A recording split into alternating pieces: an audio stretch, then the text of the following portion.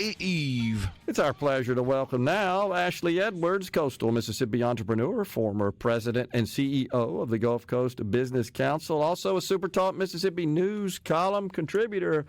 Ashely, hadn't seen you in a while, man. Good to have you on. Yeah, great to see you, Gerard.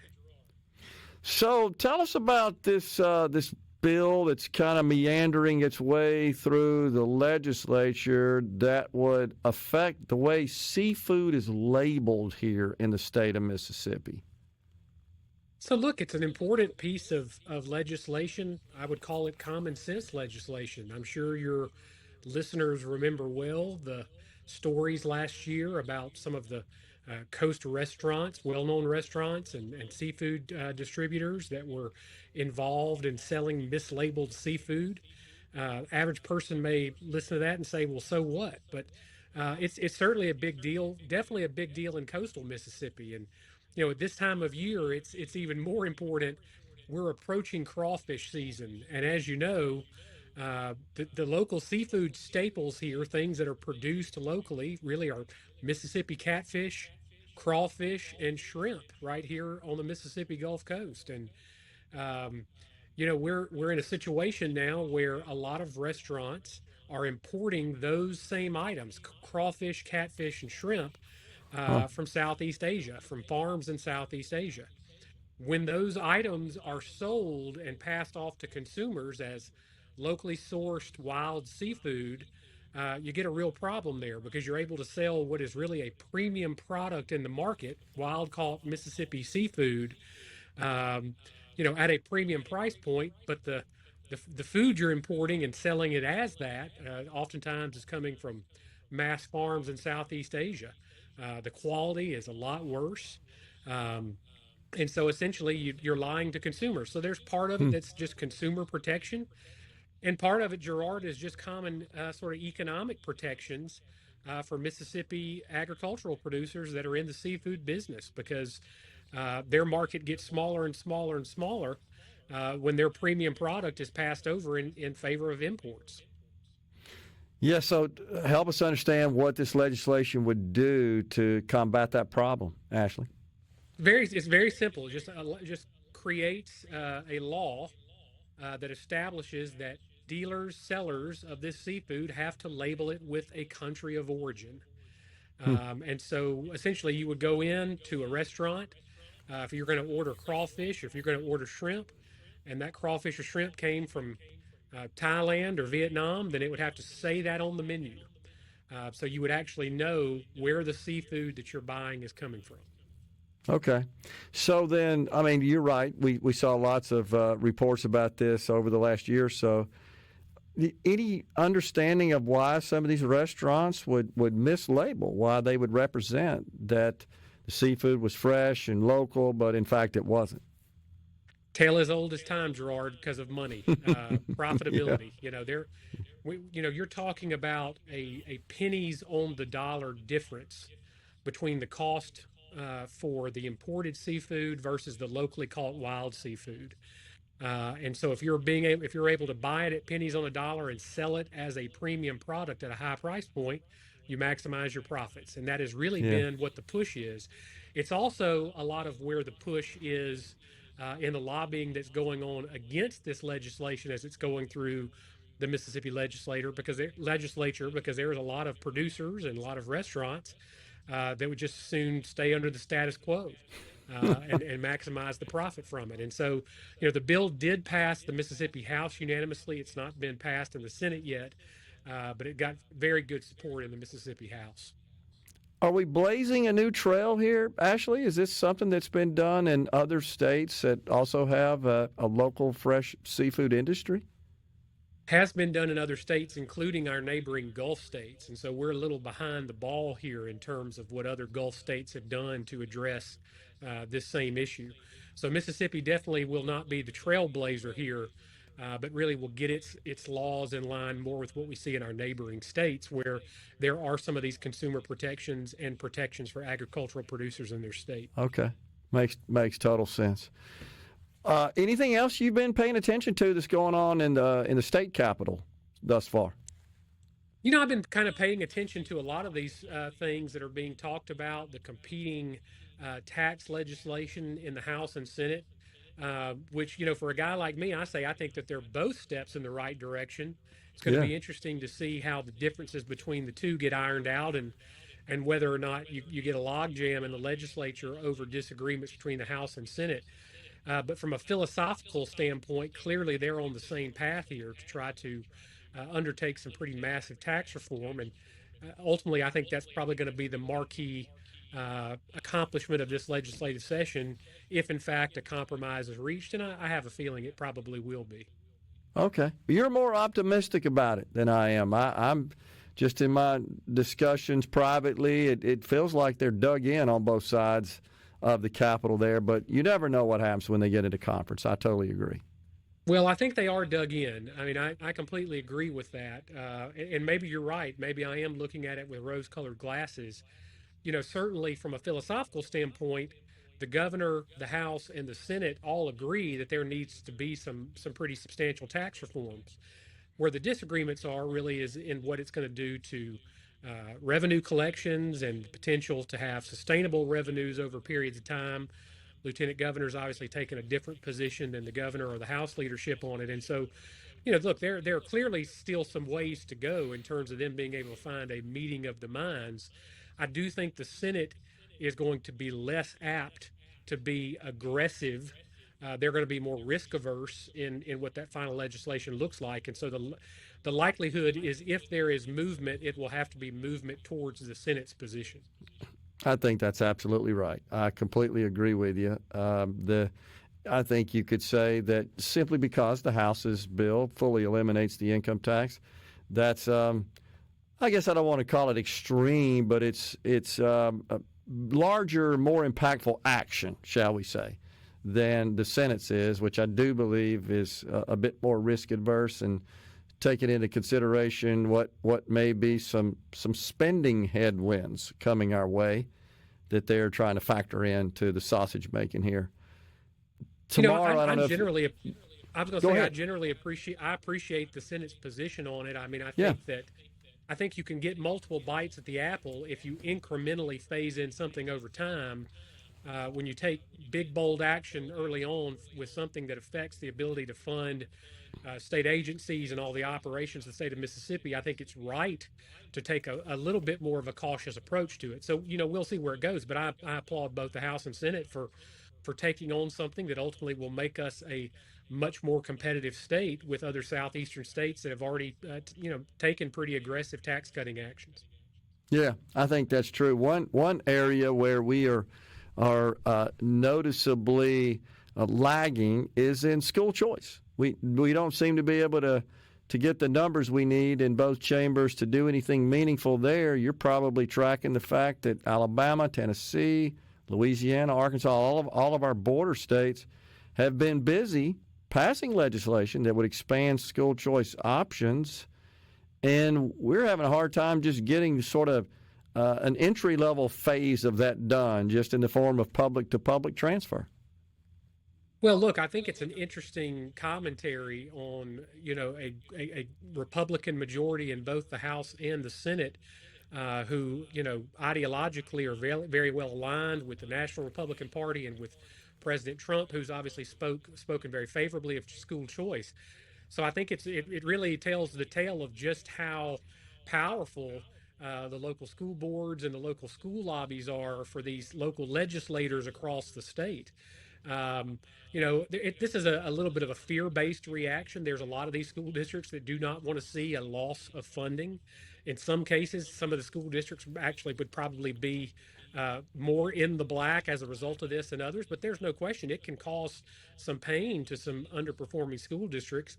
I think a lot of the school choice advocates believe that those are the types of things that will ultimately shake up the system a bit and create better outcomes. But clearly, the legislators who are thinking about the response from home have not gotten on that page yet. So it's actually been interesting to me to see how just slow the uptake has been with sort of the rank and file legislators. If you can hang around, we can continue the discussion. I got a couple of thoughts on what you just said there about choice, and then we can dig into some of the federal political matters. You good? Sounds great. All right, we got Ashely Edwards, Coastal Mississippi entrepreneur, on the middays. We're coming right back. We're visiting with Ashely Edwards. He's a Coastal Mississippi entrepreneur. So you made the point before we went to break, Ashely, about the rather powerful lobby from public schools. I would call it the education establishment that, as you know, wants to keep the status quo. They oppose education freedom and school choice. And here's kind of my take on it, and I'll let you react after I describe it. I talked to a lot of those legislators down there. I head down to the Capitol quite a bit, and I speak to them specifically about this subject. And here's the way I see it. They've got some compensated, paid local lobbyists who receive, by the way, most of their funding, all of their funding comes from donations, some of it from out of state, some of it local. You know, I've been affiliated with the premier school choice advocate in Power, Mississippi, since it was formed in 2014. So it's that advocacy that's kind of concentrated from an organization versus superintendents and teachers and individuals in home districts 200 miles away. And I really do think that's what influences them. I hear it from the legislators all the time. Man, my superintendents beat me up on this deal. Do you not think that's what's going on here? There's no question about it.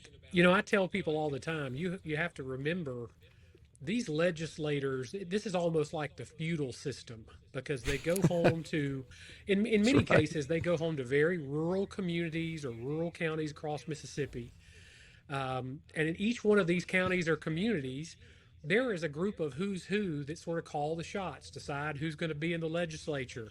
No doubt. And that always includes the school board members and the superintendents. And so, these are powerful relationships at the local level that each legislator has. And, look, I think if you gave all these legislators truth serum, they would probably rather be able to be on the side of school choice and get it done. I think that's right. But at the end of the day, their biggest fear is not being able to win the next election. No doubt about it. That's always going to win out in local politics. If there would be any value, in my view, with term limits, it'd be that I think as long as you're always concerned about your actions, your words, your behavior, your votes, etc., with an eye towards the next election cycle, as opposed to someone who knows they're being termed out. And there's a double-edged sword there, because you can know you're being termed out and go scorched earth and go crazy and burn the place down. And we've seen that at the federal level in particular with these guys that know that they're naturally attriting, and, man, they'll just dump all kinds of earmarks and crazy bills to have a parade when they go home, But at the state level, if we did that, then perhaps they'd make the hard decisions and cast the difficult ballots, which they know, as you indicate, are in the best interest of their state, of their communities. But it's counter in that it would make it very difficult for them to get reelected, which they wouldn't have to concern themselves with if they were termed out. So there's kind of a double-edged sword there. I don't know how to change that other than maybe impose term limits and take our risk that they won't go scorched earth on us. Well, look, there are other states that have imposed term limits on their legislators and their statewide electeds. Of course, we do have some of those, but I mean, Gerard, as you well know, the story of the Mississippi legislature is generally one of members who serve 25, 30, 40 years, as long as they want to serve. Yep. And so, these are, again, it's like the feudal system. These are jobs for life, often terms. Yeah. And so, with that in mind, these big local issues that really affect the flow of funding are always going to take precedent over sort of the good public policy organizations and the advocacy that goes on in that way. And, and look, this is not a new issue that came up this year. We've been talking about school choice for a long time. That's right. And the reality is, as you know, some of these districts, in particular in the House, which are smaller in nature, obviously, than Senate seats are, $10,000, $15,000 to get you elected. That's right. So, and it could be one or two people fund your whole dang campaign, and they drive your behavior once you're seated. That's right. You think No that's right? question. No question about it. I mean, look, no legislature wants to be the guy that goes back to the home district and has to, every time he walks in the coffee shop, has to hear about how he took a bunch of money away from the local school district and now they can't afford anything. And so it's a tough, it's a tough road to hoe. I It mean, there's no is. question about it. But I applaud the work of groups like Empower Mississippi because I think it's an important piece of public policy. And unfortunately, in Mississippi, oftentimes it takes many, many years and sort of attrition over time to finally get the votes to do these types of things. I think the direct sale of wine is a prime example of that, is it not? How many times we gone to the well on that one? That's been a huge issue of mine. And I think it goes to show you that, ideological purity kind of stops right at the edge of the page of the talking points because we've had a relative monopoly in Mississippi for a long time for a state that's controlled by a political party that believes in individual choice and individual freedom. It's crazy that it took us this long to get to this point.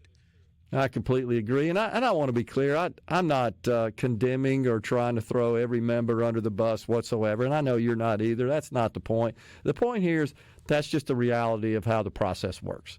It just is, and we're just exposing it, if you will, and describing it.